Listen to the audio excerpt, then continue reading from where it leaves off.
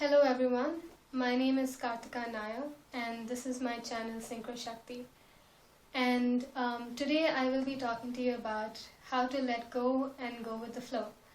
Now I do recognize that it's been over a month since I last put myself on the internet, but it's been over this last month that I've recognized how to let go and go with the flow and flow the magic of where the universal energy or source wants to take me in accordance to my vibrational state. Now, I'd like to begin by saying that we move through life, and life is a series of events, and that movement is enough to suggest some sort of a flow, isn't it? So, understanding, recognizing, and knowing that there's a flow is one thing, and then you have this learning to let go and go with the flow, which is a completely different thing, which is where a lot of us struggle, because this entails us to be able to completely let go of that need to have a intense grip and hold on life events. The need to this means that we need to let go of the pulling and pushing to get a specific outcome out of life. Need to let go of expecting something to appear in a particular specified form. This means the complete surrenderance to the divine intelligence and to be able to trust it enough to be able to effortlessly flow with it. Now, I don't mean that this is a cue for us to live our lives on autopilot passively, regardless of our vibrational state. No.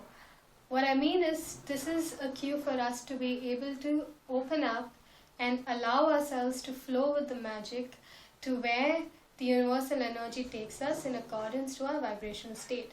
This is a cue for us to be able to allow the flow instead of being rigid and resisting it. So how do we recognize the flow? The most simplest way of recognizing the flow, my friends, is to be able to sit by yourself in silence, to be able to be completely aware of yourself inside of your body, to be completely aware of the moment, and within this moment begin to passively observe the things around you that are in motion, that are in movement. You can observe the people walking past, you can observe the ants on the floor, the birds flying across.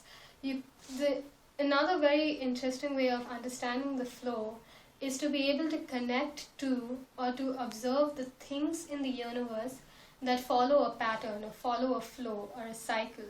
For example, the circadian cycles of your own life, for example, your sleep cycles. You can look at or you can observe flowers that bloom in a particular time, seasons, the rising and setting of the sun, the stars as they move across the horizon, the birds that migrate. There's always this perfect cycle that happens regardless of, it just happens. Nobody's pushing and pulling and trying to get things to be done. It just happens as part of the flow. Now, my friends, we need to understand that we are not separate from this flow of the universe. We are within the universe as universe itself. So we are not separate from this universal cycle, because we are a part of this cycle. And when we recognize that we itself are a part of the cycle, it becomes a lot more easier to be able to go along with that flow of the cycle. What does the flow feel like? The flow feels like that peaceful, easy feeling in the stomach, which is complete surrenderance, acceptance, trusting, allowing, and just going along with the flow. Now, I bet that there's a whole lot of you sitting there listening to me and saying to yourself that, yeah, I now recognize the flow, but I've always known that there's a flow. I've always understood that there's a flow, but what am I doing to resist the flow? So how do we resist the flow?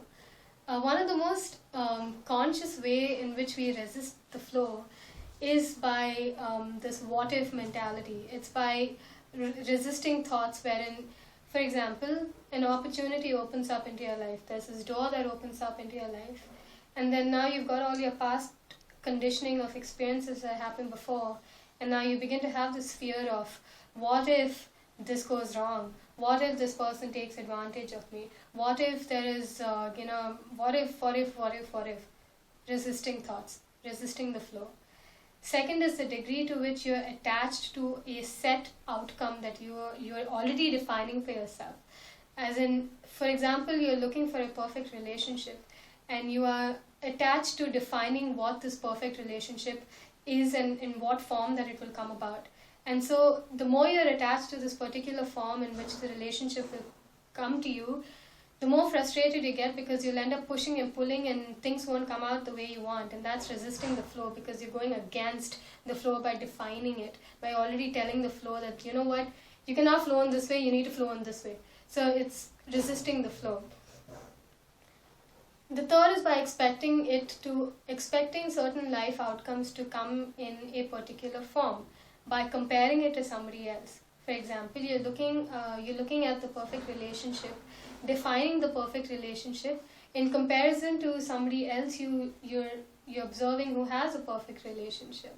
So you're expecting the same form of a perfect relationship to happen in your life, and that over expectation is resisting the flow, because a lot of the times the flow happens in its own way and it does not go in accordance to what you would want to define it as being. The fourth way of resisting the flow is by having over-calculative thoughts and a very mechanical, managed way of being, wherein you wonder how you're going to go about it, why you're going to go about it, what are you going to say. Every step of the way is being over-calculated, and so you're resisting the flow and you're not allowing. Because the more you get worked up about these things, the worse you feel inside and the worse you go out of alignment with the flow. So how do we allow the flow? This is like the main part of the video. Before I go into how do we allow the flow, I'd like to tell you a story of how I first punched a hole into this whole concept, or punched a hole into seeing what this concept could be like of allowing and going with the flow. So I go to university, and when I'm in a rush in the morning and if I don't get time to meditate, I usually meditate in the bus journey to college. So one day, I get onto this bus and I get a seat that's right behind the driver. And so I'm looking down, and then I have this urge to look up. So I'm looking up, and then there's this beautiful poster right behind where the driver is sitting of Lord Shiva. And Lord Shiva is shown as smiling and has very innocent, beautiful, big eyes.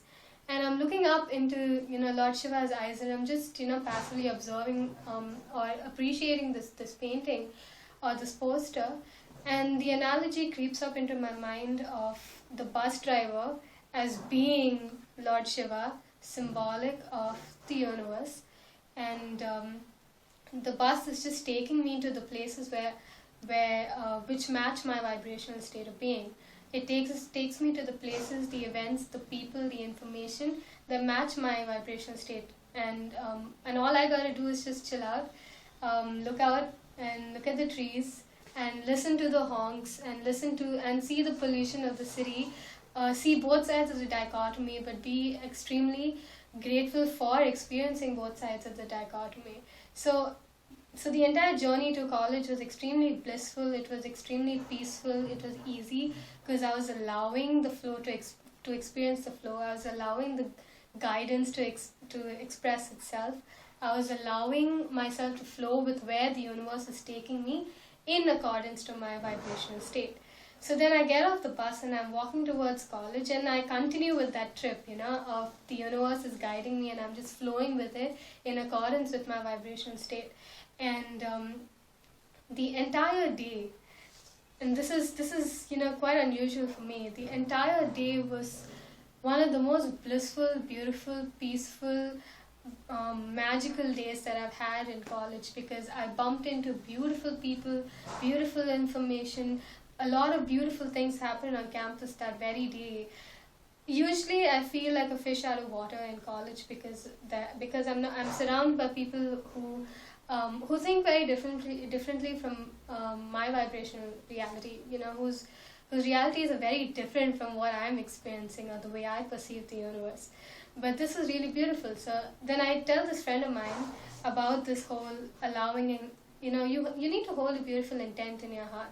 You need to intend trust, and you need to trust, be able to trust. That is very difficult for a lot of us. And I was telling her how exactly I went about it. She tried it and she had this huge smile on her face because it was truly resonating with her. She tried it and she had one of the most blissful days of her life, by allowing the flow to happen. And that's when I first recognized that there was something more to this. And then it's just been now in the recent past that I'm experimenting more with the flowing and being more fluid and being more liquid, and it's really opening up a lot of really cool windows and doors for me. Given the story that I just told you from my own personal experience, I think what comes out in this process of allowing or going with the flow is the process of being able to breathe in, smile, breathe out, allow yourself to feel that you are flowing. Perhaps you can visualize or imagine yourself on a boat or flowing in some sort of a river and trusting that the river will take you to wherever, or to places, people, events, information that match your vibrational state. So you've got breathe in, smile, breathe out, flow, and once you're done that, once you've achieved this peaceful, easy feeling in the pit of your stomach, I want you to thank. I want you to thank the flow. And the more you thank and the more you're grateful, the higher your vibrational state is. So the greater experiences will flow to you that will make you more and more grateful. So I want you to allow the grid to fill in. I want you to be able to experience all the different colors of the rainbow, not just the black and the white. It's not just, you don't have, if you're experiencing something that is not always rainbows and butterflies, and not always, pandas and penguins, I don't want you to think that you're doing something wrong, because it's all in the process of experience, which is why life becomes so much more meaningful and colorful, is because you're allowing yourself to experience in the spirit of experiencing, which is why life becomes so blissful, because you're not over attaching yourself to the highs and you're not over attaching yourself to the lows of life, which is why, and when you allow yourself to flow, and you allow yourself to trust and allow and thank and smile and breathe and be completely present in the moment, doors are going to start opening for you. People, places, events, things, they're all going to start flowing to you that are that match very well to your vibrational state. Instead of pushing, pulling, resisting, having these what if thoughts and just blocking the flow, it's so much more easier to just go with the flow and experience the magic that unfolds in your path, which is most congruent to your vibrational state. I also want you to know that the result is always positive. The more you experience this beautiful moment in the flow, this will unfold to the next beautiful moment, which will unfold into the next beautiful moment, the next, and every moment is perfect and beautiful as it is when you allow yourself to be able to experience the moment in all its beauty. For those of you who haven't yet been able to experience the moment, there is a particular video I put up. It's called How to Bring Yourself to the Present Moment, in which I give this particular exercise you can do if you feel like it. And for those who understand how to get into the moment, this fluidity or the ability to flow is absolutely priceless, because this takes you in the most effortless, beautiful way to the places, people, things that most match your vibrational state. So the outcome is always good if you trust it and allow it. And I'm gonna actually leave you by that, because that's pretty much it. Breathe in, smile, breathe out, allow yourself to feel the feelings of flowing, trust, allowing, and thanking. And keep doing this. The next time you feel that you are resisting, keep practicing the flow. And the more you practice the flow, the more you will be able to recognize when you're not flowing and when you're resisting. So this becomes, and it shouldn't become like a conscious chore that you're doing. It should become like muscle memory, It should become something that's just innate, a part of your being. And a lot of really cool things will happen, and a lot of really cool things, I'm actually telling you this, a lot of really cool things will happen if you just allow them to happen. So I'm going to end with that. Thank you so much for watching. My major intention for this video is to help you guys. Yeah, you who's sitting and watching me right now, I absolutely love you, and I want to help you. Help yourself. I want to help you help yourself. And I hope this helps you be more fluid. And for all of those who've been talking about it, I hope this gives you a little more clarity. And I'm going to end here. Thank you so much for watching, and I'll see you next time. Bye. Namaste.